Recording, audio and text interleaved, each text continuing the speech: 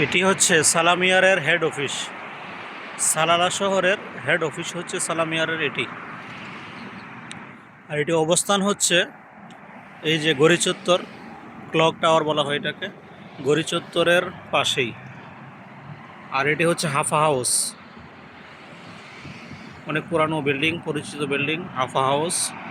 আর এর পাশে রয়েছে নতুন যে বলদিয়ার যে নতুন বিল্ডিংটি খোলা হয়েছে, এই বিল্ডিংটি দেখুন, চমৎকার একটি বিল্ডিং, অনেক সুন্দর একটি প্রশাসনিক ভবন। এটি হচ্ছে ওমান সালালা শহরের একটি প্রশাসনিক ভবন।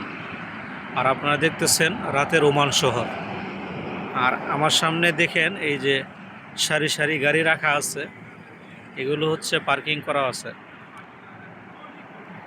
এই যে রাতের ওমান শহর এক নজরে দেখে নিলেন।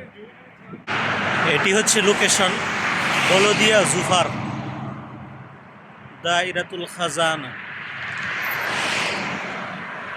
এটি সালালা শহরের বলদিয়ার যে খাজানা, যে স্টোর রুম আছে, স্টোর রুমের লোকেশন দেখাইতেছে ওই পাশে।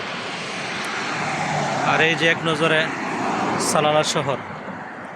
আর এর পাশেই রয়েছে যে সামনে নবী ইমরান আলাইহিস সালামের রোজা মুবারক।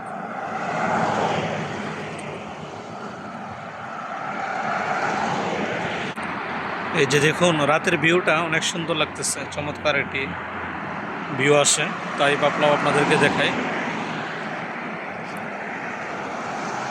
সালালা কিন্তু বিখ্যাত সবুজায়নের জন্য, অনেক সুন্দর এবং বিভিন্ন রকমের গাছগাছালি আছে সালালাতে, একেবারে বাংলাদেশের মতো একটি পরিবেশ।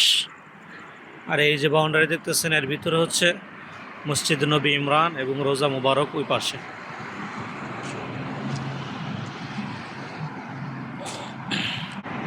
এই যে আমি যদি আপনাদেরকে জুম করে দেখাই, এই যে সাইনবোর্ডটি দেখতেছেন, এখানে লেখা আছে দারিহ আন-নবী ইমরান, ইংলিশ লেখা আছে মুসলিম অফ নবী ইমরান, অর্থাৎ নবী ইমরান আলাইহিস সালামের রোজা মুবারকটি হচ্ছে এই পাশে।